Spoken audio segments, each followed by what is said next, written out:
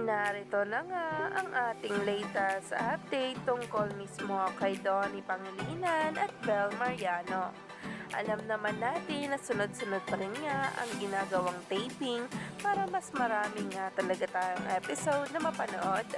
Umani nga agad ito ng samot-saring komento dahil may isang ang litrato ngayon ng agaw atensyon.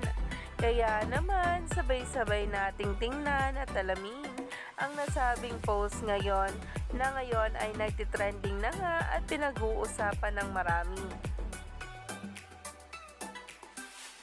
Grabe nga ang gulat ng marami matapos ngang yakapin ni Donnie na gumaganap na Bingo at si Belle na gumaganap as Caroline. Kung saan nga talaga ay wala raw ito sa script na talaga nga namang kinahimlayan ng marami.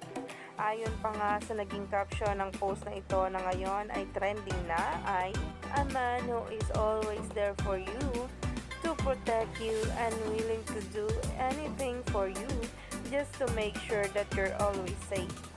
Cargo Double Trouble."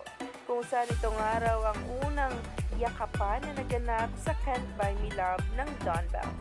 Himlay na himlay malala ang maraming netizens at mga bula.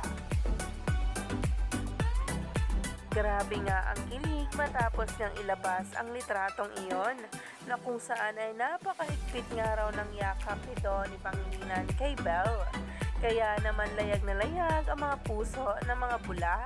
Kaya naman stay tuned lang tayo for more updates tungkol mismo kay Donnie Pangilinan at Belle.